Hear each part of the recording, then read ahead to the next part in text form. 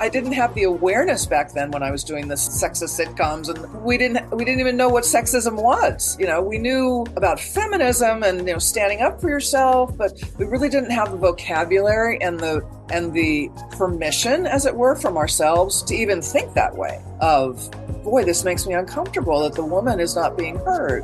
Why is it that the man stays on the show and gets to tell the story and is believed? We didn't have that consciousness. Hi there, I'm Margaret Reed. You may remember me as Serova from the Star Trek The Next Generation episode, Force of Nature. And this is Trek Untold.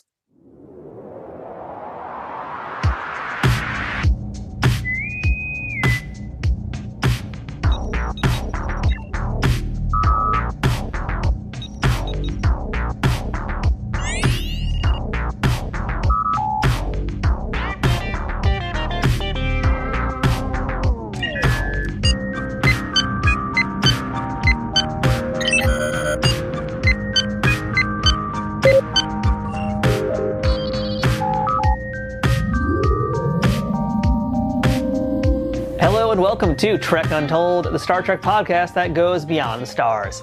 I am your host, Matthew Kaplowitz. On today's show, I'm spending some time with a performer whose credentials alone should have you interested. She earned her MFA in acting from the prestigious Cornell University in a career that sent her back and forth traveling between New York and California for many, many years. We're lucky she crossed paths with Star Trek in an episode that is often talked about today by fans, and a role that this actor surprisingly still has some deep thoughts about. Margaret Reed played Dr. Serova from Star Trek TNG's 7th season episode titled Force of Nature. Her character was an alien scientist out to prove the dangers of warp travel to space, and ultimately came to a tragic conclusion. It was a fascinating looking glass into a different part of sci-fi that wasn't often shown in Star Trek in this way, taking the series and putting it into an environmental lens where the Federation might in fact be the bad guys. Fans still talk about this episode today and its implications, often saying it was a missed opportunity to do something even bigger with this touchy topic. Outside of Star Trek, you'll also recognize Margaret from her appearances on Law & Order, Seinfeld, The Golden Girls, Blossom, Empty Nest, the horror film Terrifier, which I certainly did not watch for this interview because I cannot handle something like that, and most recently, The Equalizer. She's played some memorable personas across her numerous roles and always brings her A-game to every set she walks onto. It goes without saying that Margaret has some good memories and excellent stories to share about all of these roles, and I'm very excited for you to hear them today. But before we start our chat with this week's guest, I want to remind you to please follow Trek Untold on social media, including Twitter, Facebook, Instagram, and TikTok. You can find this show on all of those platforms simply by searching for Trek Untold. Make sure you subscribe to this show, whether that's on the audio platform of your choosing or on YouTube, where the video version of this show lives. And speaking of, make sure to check out our YouTube channel more frequently for episodes of our new mini show, Tales from Trek Untold, as well as other sci-fi goodies. And of course, don't forget to leave ratings, reviews, comments, and whatever you can do no matter what platform you're on to enjoy this podcast and show others that you're digging it too. If you want to support this show financially, please consider becoming a Patreon member at patreon.com/TrekUntold. Shout out to Trek Long Island, who is having their second annual convention this summer at Hop Hog, Long Island, New York, from May 31st to June 2nd. Headlined by Melissa Navia from Strange New Worlds, Armin Shimmerman, Chase Masterson, and J.G. Hertzler from DS9, Ethan Phillips from Star Trek Voyager, and Gabrielle Ruiz from Lower Decks. Among many other modern and classic Trek shows, this 3-day event will feature autographs, panels, including some with yours truly, and other ways for you to hang out with the stars and meet your fellow fans. You can learn more about this event or buy tickets for it at treklongisland.com. Now, without further ado, let's go ahead and beam in this week's guest. Computer, access interview file.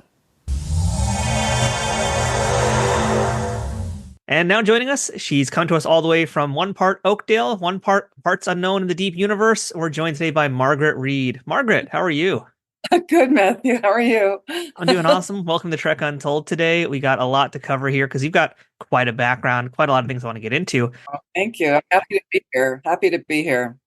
Well, I do want to kick things off by asking you the same question I like to ask all my guests first.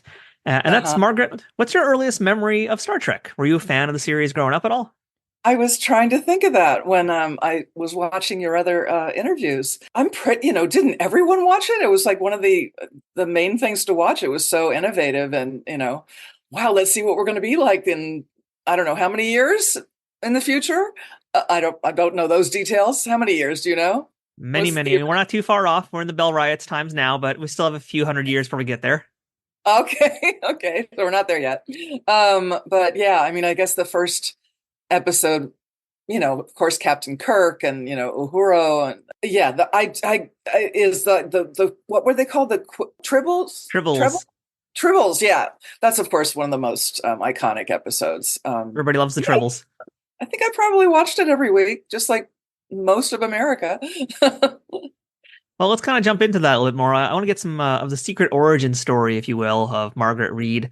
So, can you tell us where you grew up, who your parents were, and what they did, and what little Margaret wanted to be when she grew up? Oh gosh, wowie. I grew up in Salinas, California, your salad bowl of the world, where your lettuce and carrots and all that stuff for your salad comes from. Also, John Steinbeck's hometown.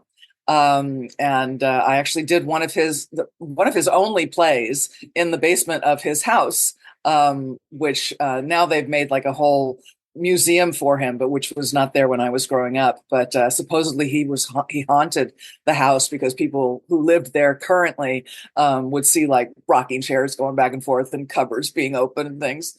So, and also the Salinas Rodeo is very famous as well.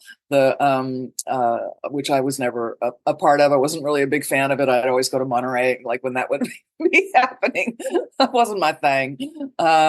So yeah, the town is pretty famous for a number of things. And I did theater. I started doing theater in high school, junior high actually, and musicals. Leading roles in musicals. And then I went to a school that didn't do musicals, University of California at Santa Cruz, which was very nearby where Salinas is, and in the beautiful, mountains there. The ocean is like 5 minutes away, so it was a really idyllic place to go to school. But it really wasn't where my background had been from. So we were doing experimental theater. The teachers would bring in guests from New York and like create your own play kind of thing. And I'm like, could you please give me a song so I could just sing, and dance? So, but it was good. I have lifelong memories of being there and lifelong friends from, attending there. And then I went to Cornell, another beautiful campus, two gorges, running through Ithaca, and Ithaca College is also there. And I got my Master of Fine Arts there at Cornell in acting, and theater was my major at UC Santa Cruz. So also lifelong friends from that as well. Jimmy Smits, the actor from, LA Law and NYPD Blue, and most recently East New York. He was my Petruchio in Taming of the Shrew, and also Chief Bromden to my Nurse Ratched and Cuckoo's Nest. And of course, classes every day. So that was a really wonderful experience. My dad was an insurance broker, who I didn't live with very much. My parents got divorced when I was 2.5. We lived in the same town, so I saw him every once in a while, and my two older sisters who went to live with him, and my sister, who's the closest to me in age, we stayed with my mom. And my mom had different jobs in a bank and real estate and things. So, just trying to survive and get by in Salinas, California. It's interesting because a lot of folks, they come from New York and they want to go to California. You're doing it kind of the opposite way. You're going from California into upstate New York, by the way, folks, because Ithaca, New York, we're not talking 5 boroughs. We're talking 8-hour drive from the 5 boroughs into practically Canada.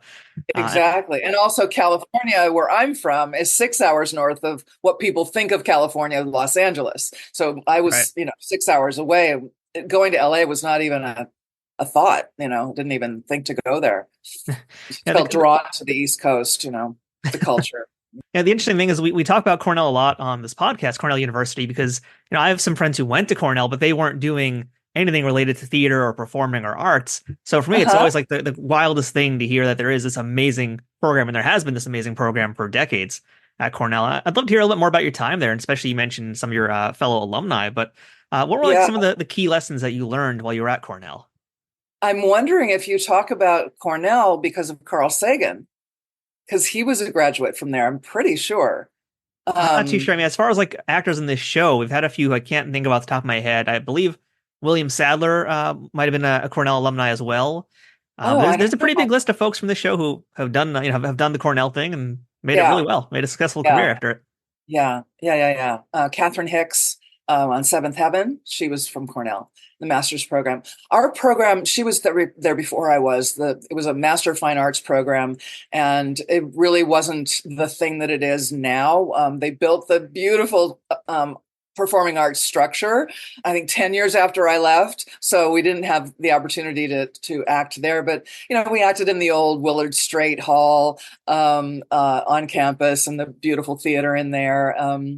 And I I don't know. It was interesting that we had this group called American Mime Theater come up from New York, and they would teach us very disciplined. It was like really militaristic kind of these exercises that they would give us, and they would rank us every week, and that just gave us a lot of discipline and imagination work as well. It wasn't like this kind of mime, it wasn't like getting out of a box sort of thing. It was American Mime, which is a way of a company in New York of storytelling and entertainment. So Would that be things like mask work and we did mask work, absolutely, yes, and ballet and dance and fencing and Shakespeare and classical theater plus modern plays in the Boom Boom Room. And I didn't get to be a part of that because I was doing Penthesilea, which was a classical piece about Penthesilea, the queen of the Amazons, me, and Achilles and all those guys. So it was a broad range of types of work that we were learning. So that was a big benefit. Yeah. So after your time at Cornell, did you go right back to LA or did you stay for like the New York theater scene for a bit? I was never in LA. I was never in LA. Okay. I grew up in Central California. I'm so used to saying LA in the show, Margaret. I'm so Yeah. used to like thinking Irvine, California just is like that one area. But did you go back to Cali, let's just say, or did you stay to try and explore the New York theater? Yeah, and we never called it Cali either. That's those No, millennials ruining everything. no, you guys are great. You guys are awesome. I could not go to my graduation at Cornell, I'm proud to say, because I was already working doing Taming of the Shrew again at the Colorado Shakespeare Festival in a traditional production. The production we'd done at Cornell with Jimmy Smits was a Viva Zapata sort of theme in the Mexican Revolution and everything. So I went to Colorado and did that, and All's Well That Ends Well as well, in this beautiful little outdoor theater at the University of Colorado there in Boulder, and then drove back across country. That was one of the times that I've driven back and forth across the country, back to New York, where I don't know the chronology exactly, but I got into the acting company, which was a traditional offshoot of the Juilliard School, and this was about the 11th year that was in production, and I was the first, again, I'm very proud to say, I was the first non-Juilliard student to be put into the acting company. And we toured around the country doing classical theater and Samuel Beckett premiere theater. And then when we got done with that, I was put in the Broadway off-Broadway production of another Samuel Beckett play called Catastrophe, and we did that off-Broadway. And so I just stayed in New York, and but I did a lot of regional theater. I'd go out and do more Shakespeare with Elizabeth McGovern, and I did Twelfth Night at the Boston Huntington Theater. So things like that. And I would come in and out. And then I was like, you know what? I want to make some more money. So I'm going to start looking into TV. So I took some TV classes and I got onto Ryan's Hope a number of times with, Kate Mulgrew's show. That was the soap opera that she did. And I didn't have any scenes with her. And then I just kept plugging away, trying to get on a soap. And then that's what led me to be on As the World Turns as Shannon O'Hara McKechnie for 7 or 8 years, whatever it was. I was on it for 5 years. Then I was like, if I don't go to LA now, I'm never going to go. So after those 5 years on As the World Turns, I did go to LA, and I was lucky enough to book a sitcom like the next week called Everything's Relative with Wendy Jo Sperber.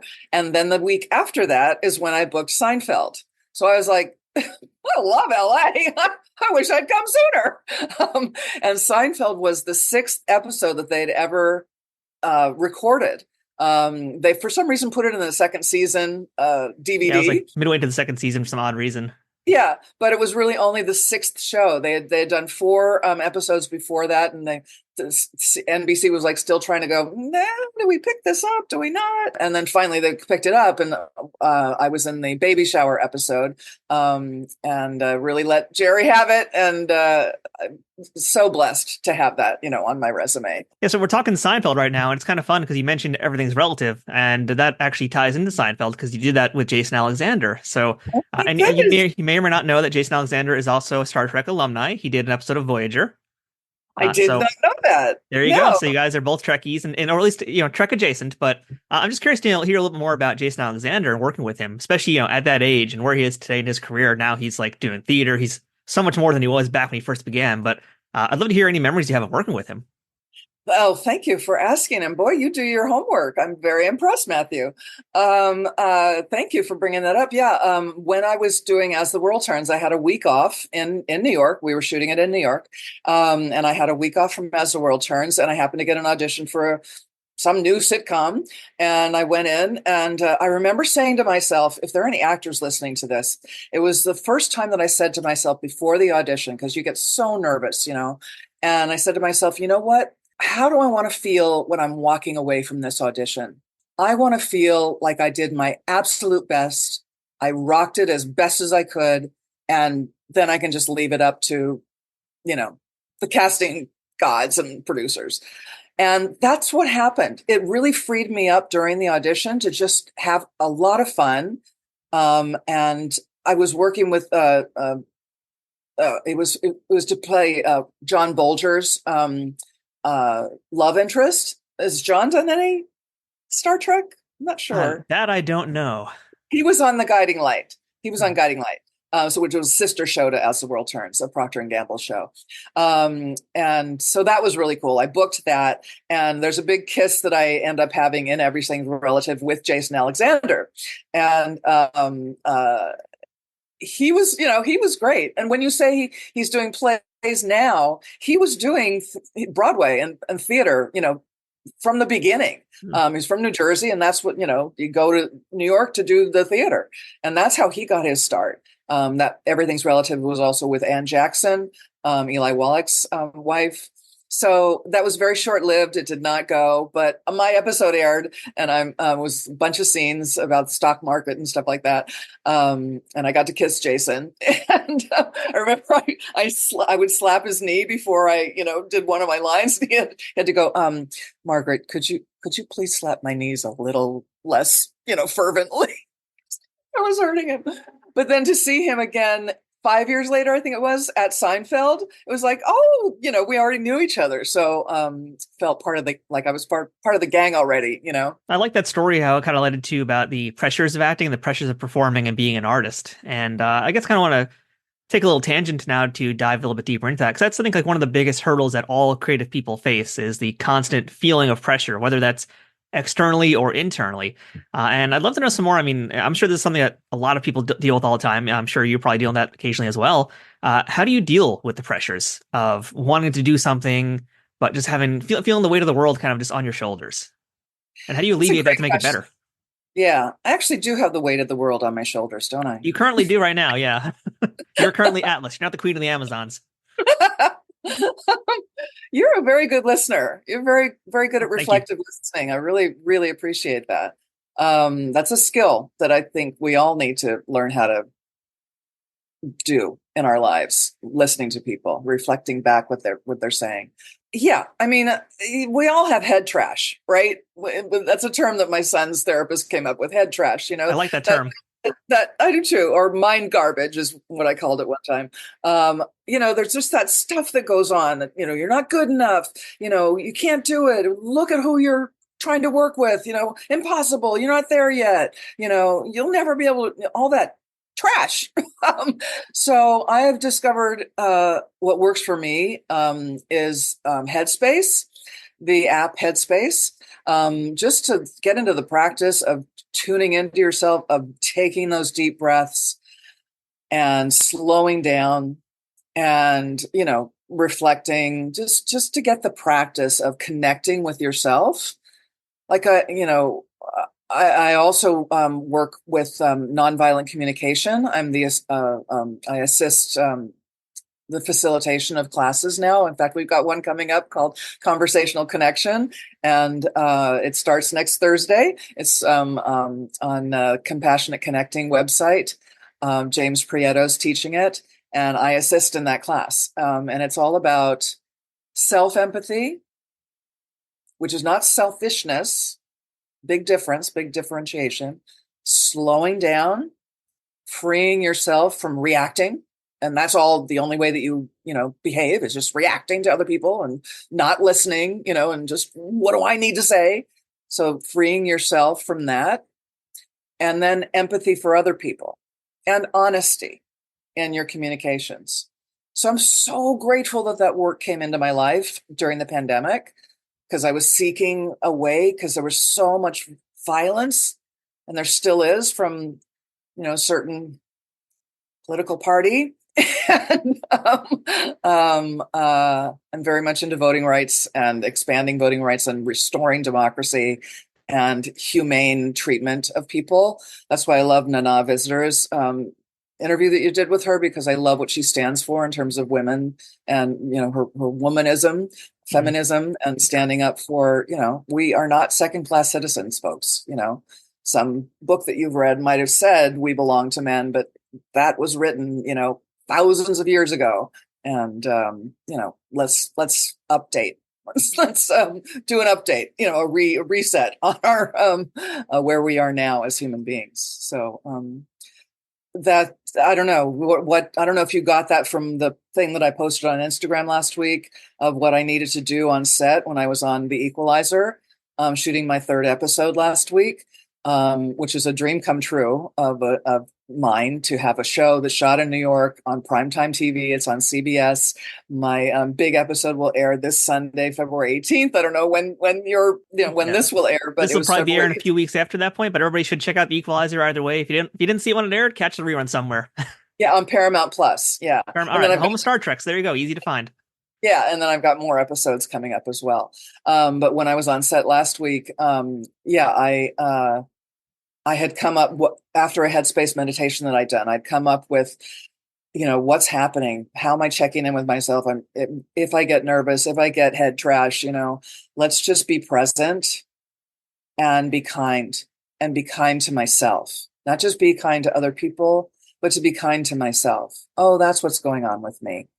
Okay, how can I support myself? How can I be my best friend? And that really helped me on set a lot. Thank you for letting me talk about this. I really appreciate sharing it, and revisiting that for myself. I really appreciate that, Matthew. No problem. No problem. Well, I want to take a trip now to Oakdale, Illinois, because we already alluded to the fact that you were Shannon O'Hara McKechnie on As the World Turns for a whopping 8 years. I love talking to folks who've done roles for like periods of time as long as that. It's always amazing to get to spend just nearly a decade as that one character and really develop who they are.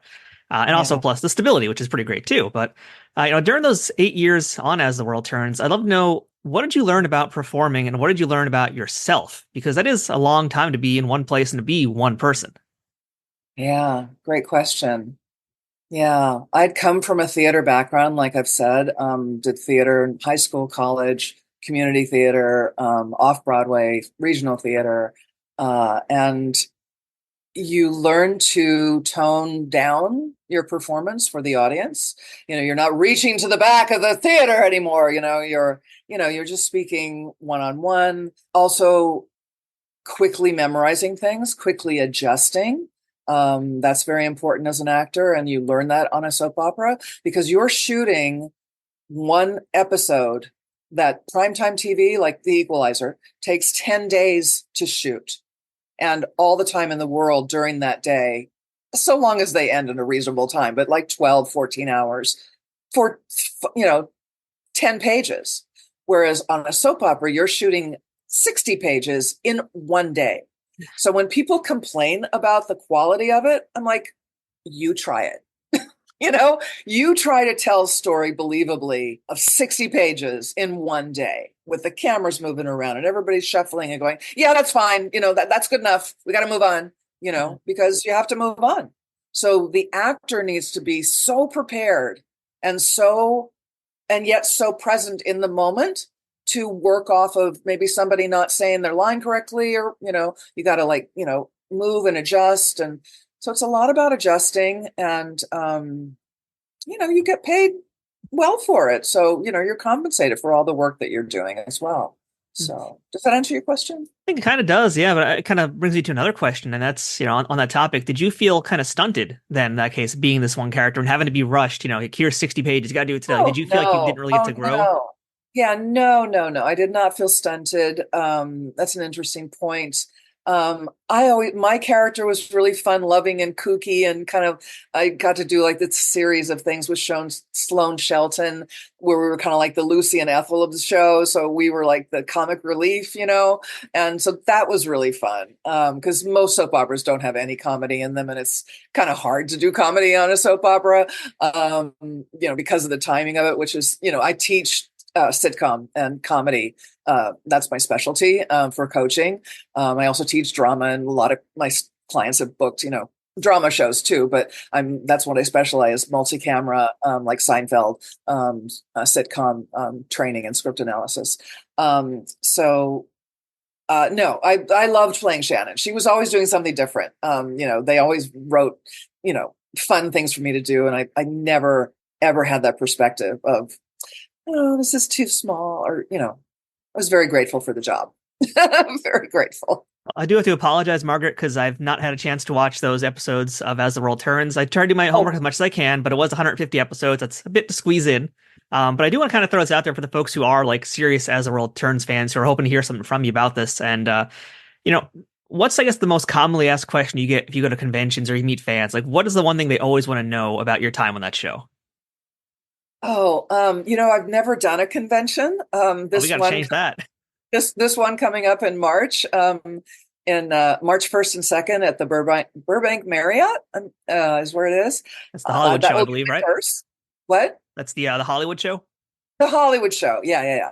That'll be my very first one. So I've been asking people for tips and, how do you navigate this kind of thing? So your question was about, what do I tell fans about what? Well, basically, what's something, if you meet a fan somewhere, like, what's the one thing that they always want to know? What's like the most commonly asked question you hear about As the World Turns that they're asking you? Oh, they want to know about Duncan, the guy who played one of my husbands. Michael Swan played that part. Duncan McKechnie. My character was called Erin Casey. That was her real name. And then she changed it to Shannon O'Hara because on the plane from Shannon Airport in Ireland to Chicago O'Hara Airport, she discovered that her uncle was making her carry. We didn't know what, and the writers didn't know what. This was the first episode that I shot with them. But she was like, okay, I got to get off and, I got to change my name because this seems pretty sketchy. So she changed her name to Shannon O'Hara.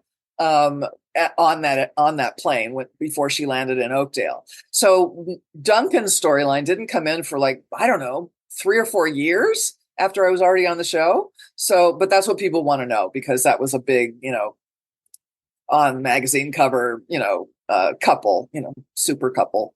So that's what they want to know mostly. It's just what that relationship was like. And incidentally, he and I were boyfriend and girlfriend in real life. That might be what folks want to know about that. Yeah, as our characters were getting married on the show, one of the times, I think the final time, we actually in real life were breaking up.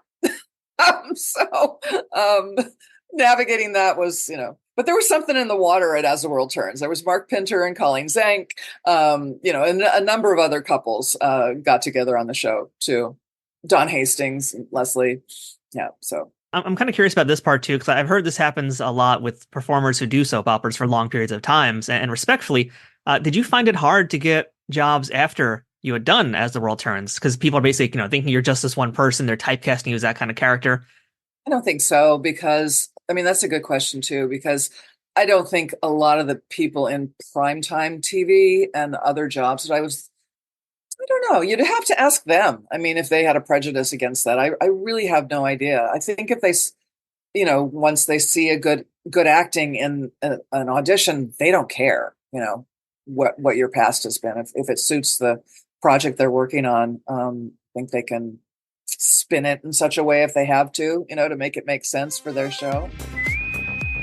Attention all Starfleet personnel. New York's only fan-run Star Trek convention, Trek Long Island, is back this summer. Get ready for 3 days of sci-fi fun celebrating your favorite franchise in the Empire State. Meet the stars from Trek shows spanning different eras, including Melissa Navia and Yetidi Padaki from Strange New Worlds, Gabrielle Ruiz from Lower Decks, Armin Shimmerman, Chase Masterson, J.G. Hertzler, and Kitty Swing from DS9, Ethan Phillips from Voyager, Janet Kidder, Tara Rosling, Conrad Coates, and Elias Defexis from Discovery, and many more, including celebrities who haven't been at a Star Trek convention in years, like Clyde Kasatsu, Natalia Nogalich, and Daphne Ashbrook. Come meet your fellow fans. Take in a panel with your favorite podcasters. Enjoy Dinner with the Stars, featuring live musical performances. Meet authors, artists, and musicians, and so many more during this epic 3-day event brought to you by the talented and inclusive community that makes Star Trek go at warp speed. Trek Long Island takes place from May 31st to June 2nd at the Hyatt Regency Hotel in Hauppauge, New York. Visit treklongisland.com for tickets, exclusive packages, and more information. Trek Long Island, going kindly this summer. Margaret, I know you checked out one of my episodes. You talked about the non-visitor one a while ago, but typically on the show, we talk about a lot of non-Trek things. And if you watch probably any other episode, you would have heard this question. But I love to talk to people about their time on the Golden Girls. And I know that you did an episode of Golden Girls in season 7. That was Dateline Miami. You were a pregnant woman. I know it was a quick scene, but I mean, you still got to be performing right next to Betty White. So I'd love to hear any stories you got about working with her. Yeah. How much time do you have, Matthew? For Betty White, as much as you need. She was just delightful. She wasn't like hanging out with us. I mean, it was the 7th season and they were all like, 7th and final season. They were all pretty much like, yeah, okay, let's just get this done. And, we have other things we need to do in our lives. Just like Star Trek was, that was the 7th season as well, The Next Generation. And, she reminded me in a strange way of my mother, who did not have the capacity for humor that Betty White had, if I can put it that way. Just a tragic childhood and, how generational trauma, follows us all. But in another, just maybe kind of how she looked or just certain rhythm of her behavior, a warmth in both women, both my mom and Betty White.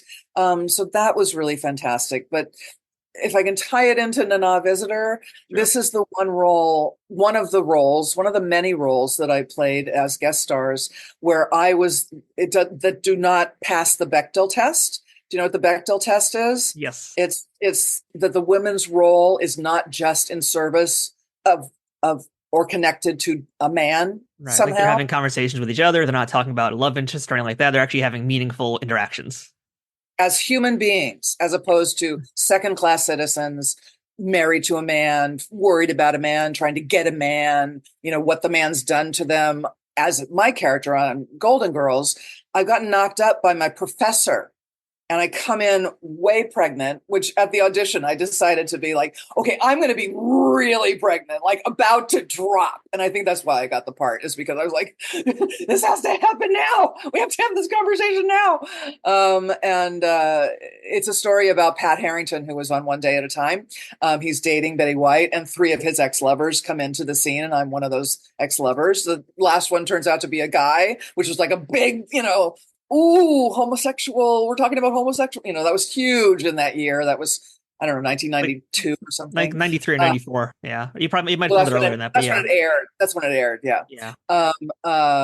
So I was the knocked up student, and I'm like, please talk to me. Please get back together with me. I can't do this without a man, please. And he's like, be careful of how you speak to me. I haven't graded your final exam yet. So it's like not only misogyny, sexism, but it's terrorism, and we're all laughing. We're all like, oh, isn't that funny?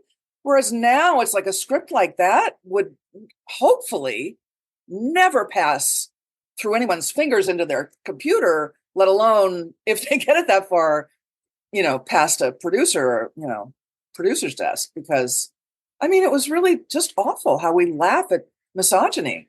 that's what's led us to this period now where we are now with like people trying to control people's medical decisions and healthcare. It's like, you have no right to say what anyone else does with their body. Just go worry about the climate, please. Put all that energy into the climate, and so that we can all live and breathe and have clean water. Wouldn't that be a better place? Yeah.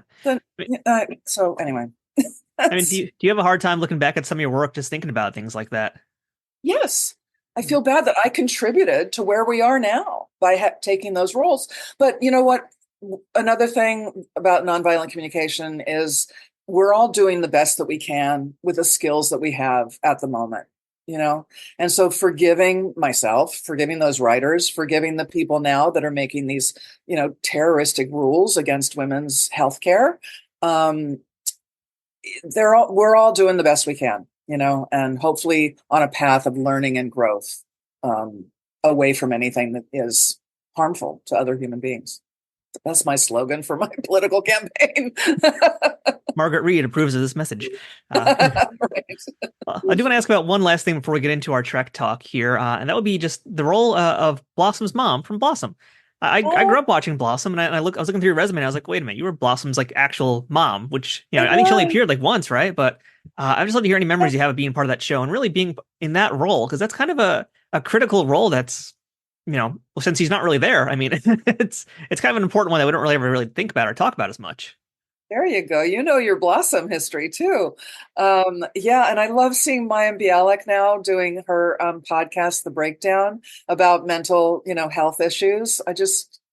She's just an incredible person. I loved her on Star Trek. She wasn't on Star Trek, on Jeopardy as the host. She was fantastic. You know how difficult it is to be that present, to be I mean, just like Ken Jennings is doing now. It's like he improvises with people, and you know, he's like, just to be on all those buttons they have to pay attention to. It's just, anyway, I'm so proud of her, if I can be, you know, and all she's accomplished since then. Barnard Hughes played my father, and Ted Wass was my husband, their father, and it was in the flashback episodes of what happened when she left the family. So that was just Ted. I think Ted directed that episode. I think maybe. But yeah, it was just really well-run show. I thought it was well-written show. Told the history really well, and I had some great scenes with Ted. And I don't think I was in scenes with the kids, but if I was, it was like Joey Lawrence's younger brother, actually in real life, you know. Well, Matthew Lawrence. Matthew Lawrence, yeah. I don't think I was in any scenes with them, but it was implied, you know, that I was their mom way back then. And then Melissa Manchester played it a year later in the episode where they went to Paris. I was like, oh, darn it. You know, because I couldn't possibly play it because I wasn't old enough. You know, she's older enough. So, Margaret, let's beam into our Star Trek discussion now, and that is your role as the alien scientist Serova in the 7th season TNG episode Force of Nature, which was kind of a fascinating one, really relating to the potential dangers of warp speed. A lot of technobabble in this one here, but before we get into that, I want to ask you, Margaret, had you auditioned ever for Star Trek before this role? No. First time? First time. Wow. Yeah. Do you remember anything about that audition process? Oh, gosh. I remember going to the Paramount lot, which is just, I'm tearing up now. I'm just emotional because there's the history of being able to go onto those lots in Los Angeles is just, it's just a memory and just an experience that is so unlike any other experience, because you feel just like going into when I did Vanya and Sonia and Masha and Spike, the play. We went to the Cape Playhouse and just all the old people that had played there, all the posters that were backstage and everything. So going onto the Paramount lot was just so magical, just trying to savor every moment. And I remember going in, I think I was a little afraid, but they were also auditioning other characters, which is, I love when casting directors do that. They don't have a bunch of me, you know, sitting in the hallway waiting. It's like other actors are auditioning for other characters. And it's just such a it takes a weight off actors' shoulders when the casting directors do that, because you're not just sitting there going, oh gosh, she has blonde hair. Do they want blondes? All that head trash again. So I remember feeling really good about that audition. And I don't remember how soon after that it was that I booked it, but I think that was my last job in LA. Really? Yeah, before I went back to As the World Turns on the East Coast. Huh. Pretty sure that was my last job. Yeah. Well, that's a fun way to go out before you head back over to the soap, right? Yeah. Yeah. And for me, just personally, for the environmental, emphasis that I have in my life to help our planet, that my character was, trying to save the solar system from pollution because of warp drive. So, you got to drive more slowly because, warp drive is polluting the solar system. And I had to, in my mind, kill myself in order to prove my point, So that's what Serova did. And then, my brother, Rabal, stays on to mansplain the whole thing, even though I'd explained it and had to kill myself, because if a man says it, then it's going to be true. But the woman's bringing us the information. So I don't know. She's just crazy broad telling us about warp drive. So again, sexism, it's right there. I'm glad you brought it up. I do have some more questions about that. I want to get to that in a minute because there's a lot I want to unpack about this episode here, but I do want to talk a little more about the practicalities first. And I'm curious to know, had you ever done like a lot of prosthetics before you did this episode of Star Trek? Because for this episode, you are wearing some alien makeup here and a weird hairpiece. Yeah, actually, I was gonna bring that out. I actually still have. Oh, you have it. The rubber prosthetics. Would that be something somebody would want to buy? Are you kidding me? Because it's just sitting in a scrapbook for me. I don't really need it. There's a lot of salivating Trekkers and Trekkies listening to this podcast right now. Take my word for it. Okay. Yeah, it was a forehead down here, down my nose. I think there was something here.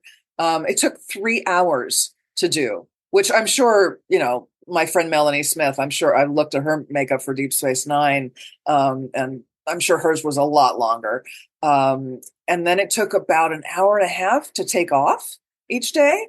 So it was a whole process. You lay on a table and they do a face cast of you, and whatever material that is, paper mache, I guess. So you can't breathe. You got straws up your nose, and I have a picture of me, like a me profile with that mask that I could send you if you want. Absolutely.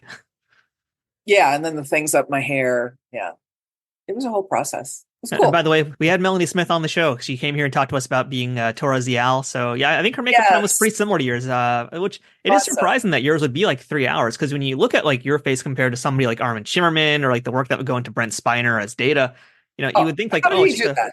Yeah, how did he do that every day?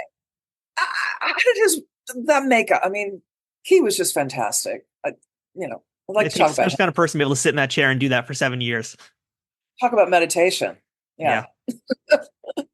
Yeah, Melanie and I are good friends. In fact, we're going to be sitting near each other at this convention on March 1st. Yeah. Awesome. Well, tell her Trek Untold says hello. Because we have the three things in common: As the World Turns, Seinfeld, and the Star Trek universe. Yeah. So I'll tell you some hello. Hey everybody, we'll get right back to the interview in 1 second, but I wanted to remind you all to check out Trek Untold over at Patreon. Patreon is the best way to directly support creators of things you like through a monthly subscription of an amount that you can choose. Trek Untold has a few different tiers already with different benefits, ranging from early access to episodes, the ability to ask a future guest questions, exclusive merchandise, and other bonuses that I'd love to offer, but first I need to grow that Patreon community to do that. Trek Untold has been around since mid-2020 and has grown a ton since then, thanks to listeners and viewers like you. Through a platform like Patreon, you can help me keep improving the quality of each episode and keep bringing you new interviews with folks that make the Star Trek universe what it is. If this community can grow more over on Patreon, I can offer new perks like watch parties, exclusive Trek Untold episodes, being able to directly interact with guests, and other things, but in order to do that, I need to know my audience wants these things. The best way to tell me what you want is by supporting us on Patreon, so please, check us out at patreon.com/TrekUntold today and become a bigger part of the Trek Untold family. And now, back to the interview.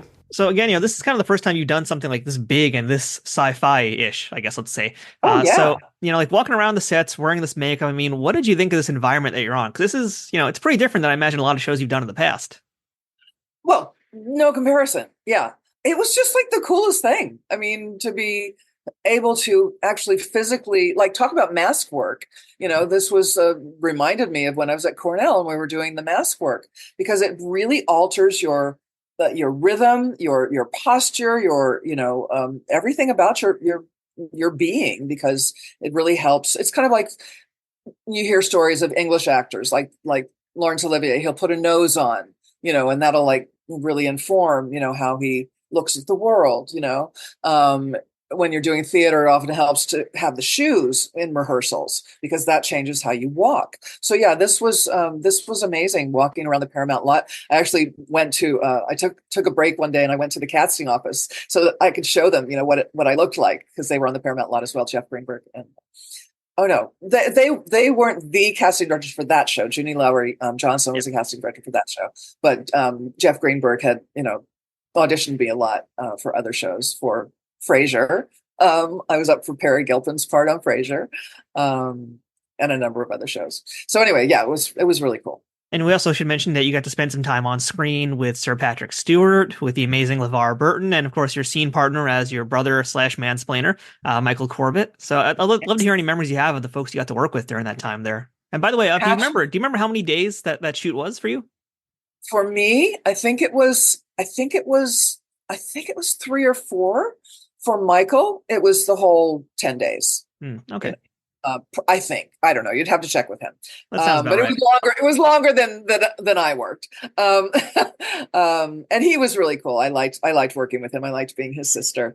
He was a very, very nice guy. And so was Patrick Stewart, just like totally there, just right. I remember with my character, when I chose to say research, which I think is how the British say research.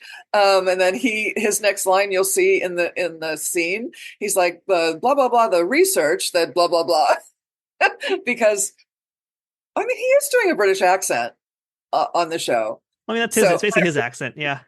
Yeah. Anyway. So I think by that point, season 7, he probably started to get like more of an American accent. So you were a few years late. Yeah, you're picking up on what I'm putting down. Yeah. But you'll see in the scene that I say research, and then he says, well, your research. So I don't know if he was trying to like teach me something or, but I didn't pick up on it. So anyway, yeah, he was very nice. And LeVar was very, let's get on with it. Let's do the day. Let's keep working. It was Bob Lederman was the director, and he wasn't normally a director. I think he was normally director of photography or camera operator or something. So I think that there was some kind of tension going on that day, maybe because of that. I don't know what. This was the day when we, what's it called? Transported? Yeah, when he beamed up. When we beamed up onto the, was it the Enterprise? Yes. Okay. You guys know so much better than I do. It was that day, and I don't know what was going on, but it was just kind of an icy sort of set that day. Patrick Stewart wasn't there that day. So anyway, who knows? Maybe somebody had indigestion. I don't know. So let's take a moment now to talk a little bit more about your character here, because yeah, I agree that this is, again, watching it now this many years later, it's a tough one to watch. And, I've looked at a lot of Star Trek, and I've seen that there's lots of characters who've done like the ritual suicide, that kind of thing. I mean, even in this current season of Trek Untold, we've talked to a few folks whose characters commit ritual suicide. And as a plot device, I don't know how I feel about it, especially, I feel like in the 90s for sci-fi shows, it wasn't that uncommon, but today it's kind of tropey. So, again, for your character, I mean, like you were saying, this is like a very smart, enlightened scientist, but nobody believes her. Do you feel like the character was just written that way to kind of be unbelievable, and that her words didn't matter, and it was only really the brother's words that matter ultimately? Like, what was your take on this kind of complicated scientist? Yeah, I mean, in retrospect, yes. What you just said, that yeah, I mean, in retrospect, it is sexist. It is, I don't know if it's misogynistic, but it is sexist that the woman, is the leader in the initial talks Like, please, you have to let us do this. We know better. We've done this research. Let us do this. Like I'm closer to Patrick Stewart physically in that scene than Rabal. Rabal's behind me, Michael Corbett. But then, once and I'm sorry, I think I might have said commit suicide, which is not the thing to say. Died by suicide. That was her method to prove her point. She was willing to be that engaged in saving the planet and saving the solar system from pollution. That she took herself out, to prove that point. So I guess, on that note, then, I mean, as you're playing this character, as you're reading the lines, what's going on in your head? Because again, this is a character who's, so smart, knows so much, but nobody believes her. That's got to be so frustrating. I mean, did you pull in any real life experiences, or was it just kind of like, this is my job, I got to do this? Just being a woman, being a girl and a woman in, the world at that time. From birth, our thoughts are devalued. Our actions are devalued. What we bring to the table, nurturing and, intelligence and emotional intelligence is devalued by the male, the patriarchy.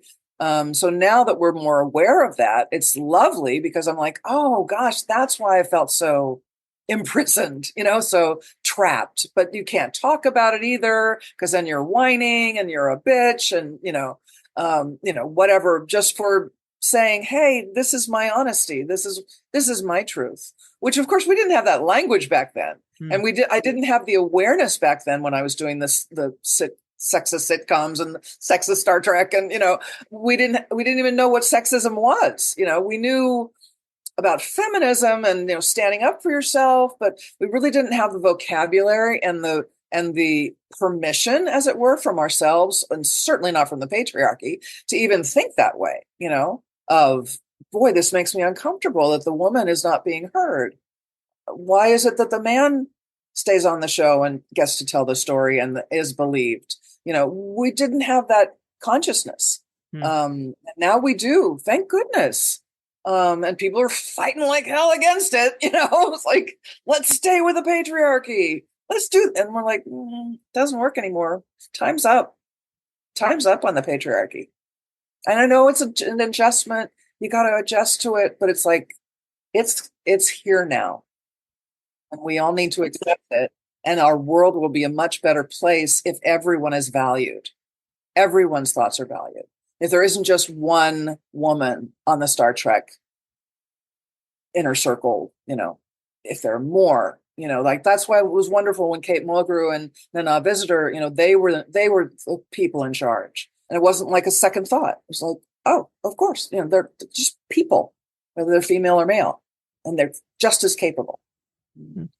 So does that answer your question? Yeah, I think it does. And, there's a lot of Trek fans out there. We're a fairly enlightened fan base, but there still is a pretty big division between one way of thinking versus another way of thinking, 90s progressivism versus progressivism in 2020s. And, I have a lot of actors who I speak to on this show, and they were working in the 80s and 90s, and they tell me, and, and in particular, I talk about people of color who were saying, they have to play the thug, the pimp, the hooker, etc. But it was like a means to an end. And in the case of like a lot of white women, especially, they had to play those shrill women who were like reviled because they were strong. And the thing is, they were often written to be that way. They weren't written to be strong characters. They were written to be bossy, mean kind of characters. Whereas, yeah. So I'm kind of curious to know what's your take on it, because you're saying that, it is a little bit hard to look back on some of those roles. Was it ultimately a means to an end? And would you have done it again if you had the choice? When you say a means to an end, do you mean my... Like kind of just like furthering your career kind of thing, like, yeah, it's like you have to work. You got to get a job, right? You got to keep working. You have to be seen. So it's like, take the job or not take the job. Was it worth it in the end? And would you do it again? I would not do scripts like that again. And I don't think they would be approved in the first place. I would hope. Yeah, I guess it was a means to an end. I mean, it was like, yay, I got a job, let's do it. And like I said, there was no consciousness back then of like, this is sexist. No, you just didn't even, like my role in Seinfeld, it was all like geared toward this 3 years of vengeance that I'd been plotting against Jerry because he didn't call me the next day. like her whole life is like geared around the fact that this guy didn't call her, as opposed to like, yeah, he's a loser. He doesn't know what he's got, here, or, we're just not meant to be together, like there's so many other choices she could have made, but she chose to like stay on this vengeance track, which is very funny. I don't know if you guys have seen the episode or not, but it's very fun to do. And yeah, but yeah, no, I wouldn't do those kinds of scripts again. In fact, I notice it all the time when I'm coaching my clients. Somebody came to me with a script that was 2006, and it was John Lithgow and Jeffrey Tambor sitcom with Judith Light, and Judith Light's character is all about, please marry me, Jeffrey Tambor character. But she was a strong woman, but she was like, there were other men who were attracted to me, so I want you to, marry. It's like, it was all about the man, and whether she would be with the man. And that was 2006. So hopefully we've progressed and there aren't any scripts like that anymore. It just makes me cringe now. It's like, there's so much more to women and people than just catering to the patriarchy. I mean, I was going to actually follow up with that, since you are coaching people today and you're also still working. Do you feel like things have gotten better? And if not, or if they have maybe not enough, I mean, what do you think will be the step to get it to a point where everyone really actually is treated equally?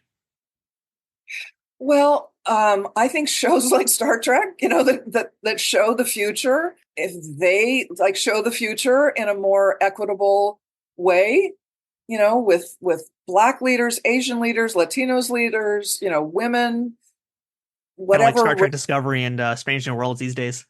Yeah, yeah. And the Equalizer. What I love about the Equalizer is that every one of the major characters, the 6 or 7 of them, none of them is straight white Christian. And that's awesome. There's just like every so often, often me, Philip Kasnoff, who's in this episode that's going to air on February 18th. They're just, the white people are peripheral, we're the secondary cast. And I love that, because it's not made a big deal of either. It's not like, oh, look at this multiracial, diverse cast we have. It just is. And they're, everybody's capable. They've got wonderful stories that they're telling, and they tell them really well. So I'm just so happy that not only this career dream of mine to have a recurring role on a primetime TV series on CBS is coming true, but that it's also attached to my values and what I believe, where I believe the world needs to be, and to honor people and treat people humanely, and like we're people as opposed to race, which is a social construct. The idea of race is a social construct made up by white people. So that's a whole other podcast. To kind of pull things back into Force of Nature for a minute and look at that as a whole, this episode in particular, it's not one of the more beloved ones from the creators I read. I don't know if you've ever heard that before, but like a lot of the creators, a lot of the show creators, they weren't too fond of how it came out in the end. And that's not because of any of the performers. It's because they kind of felt like the script maybe just had too much going on and didn't quite achieve what they wanted it to achieve. Since the goal was like this environmentalism message, but it was kind of quagmired in the Data subplot about his cat. We had the story going on with you guys. And to be fair, like watching it again, it's like there's a lot of different pieces here. I feel like they don't quite meld. So I'm curious to know what your thoughts were on the episode. And again, like everybody's performances were great. It was just like the story itself didn't really quite glue together. What did you think about the episode as a whole? I don't know if you watched it when it came out, but what did you think about it? And if you could change anything, what would you have done differently about it? Well, you know what I would have done differently. I already know, but I want you to say it. But I will say it again.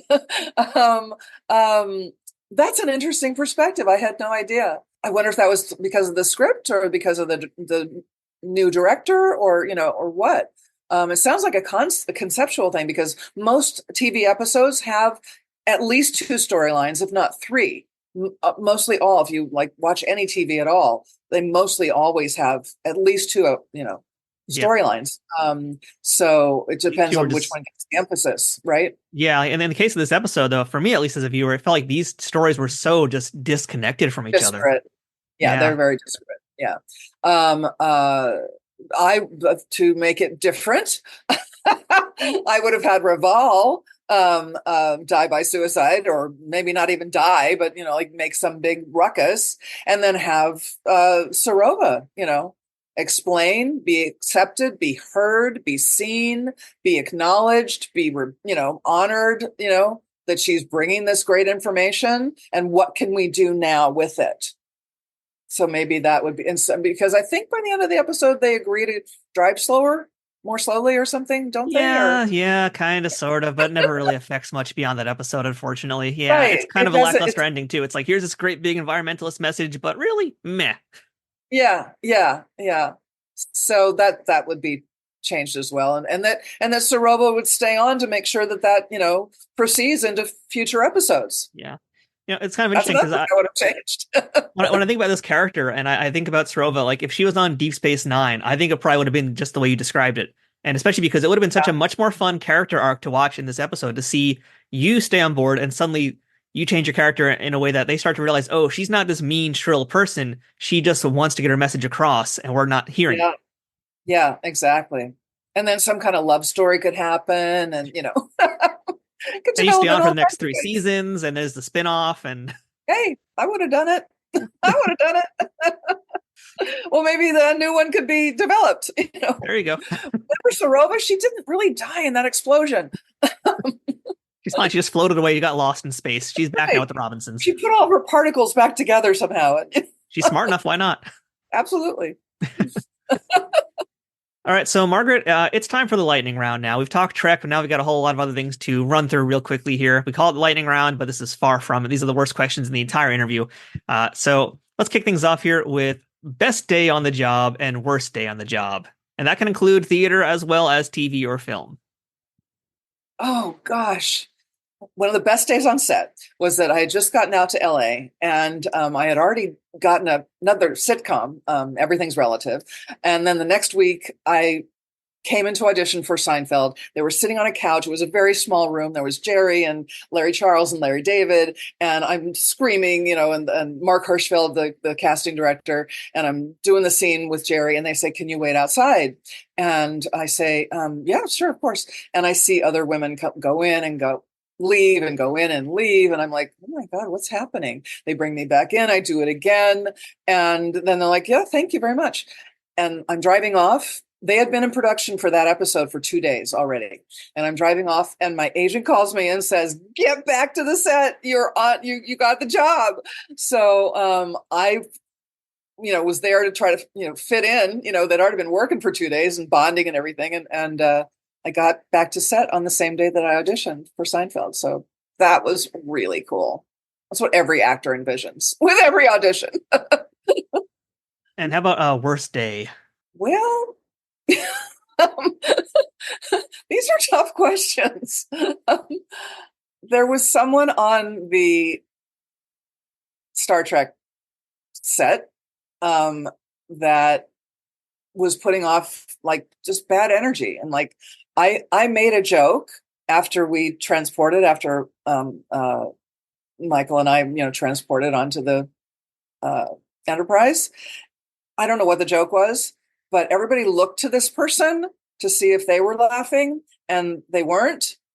And so there was just this chill that came over the set. And I was like, oh, I guess I shouldn't make any jokes, So it was just so weird. And so I didn't know what was going on. And I felt like I'd made this huge mistake, and so that was really kind of set the tone for the rest of the days that I was on the show. I was like, oh, I got to watch myself. Well, that's unfortunate. Yeah, it's unfortunate, but it happens, I guess. Yeah. So. How about the role that you are most proud of that you've ever done? If there's one role that you would tell my listeners, my audience, to check you out and say that is the best work that Margaret Reed has ever done, what would that role be? Well, I don't, you're going to make me cry now. I don't know how the scenes are going to turn out for the Equalizer, but I'm so proud of having manifested this role in my life. And I have 2 great scenes coming up February 18th, the It's the fourth season opener. It's the season 4, episode 1, called Truth for Truth. And I have 2 great scenes with Queen Latifah and some other activity in the show. I'm hoping they're going to be really great work. But yeah, I'm just pleased with it happening in my life. And you tell me if it's the best work that I've ever done. You're making me verklempt, Margaret. You're making me verklempt over here. I'm verklempt too. Well, let's see if we can make you even more verklempt. Margaret, what's the most valuable lesson that somebody taught you about life or your profession that you still think about and use today? I kind of wish I had these questions before the show so I could think of it. Can you think of something like that right off the top of your head? That's why I'm the interviewer, Margaret, and not the interviewee. Okay.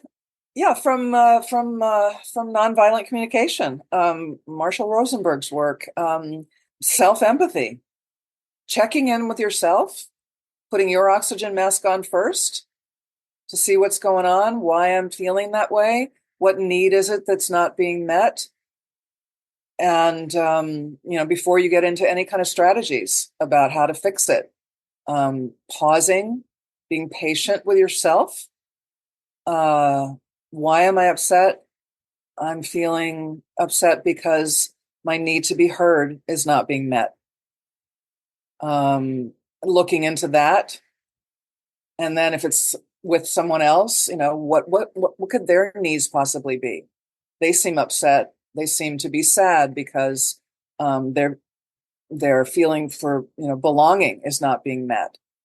So I highly encourage everyone, if they want to free themselves from reactivity and learn how to communicate better and be kinder to themselves as well, to look up nonviolent communication, Marshall Rosenberg's work. So that would be just part of that work that is very valuable for everyone, and me in particular. And last thing for today, Margaret, what's the best thing about being a part of the Star Trek universe? There's a softball for you. Doing interviews like Trek Untold is the best part of being part of the Star Trek universe. Just I guess the sense of belonging, that need of mine is being met, the sense of a community, of a fascination, of everybody who watches it and is enthralled by it, belonging to that universe, as it were, even if I'm just a small cog who is trying to save the environment for everybody. Well, I know this episode of Trek Untold isn't going to air until after your first official Trek appearance, but I hope it goes really well for you, and I'm sure that it will, because like you said, you're part of this universe, and if this is your first time doing it, especially, folks are going to want to meet you, they're going to want to hear your stories, so I wish you the best at the event, and thank you so much today for chatting with us and giving us all your great stories about Trek and so much more beyond that, and hopefully we'll see you at more conventions throughout the next few years, right?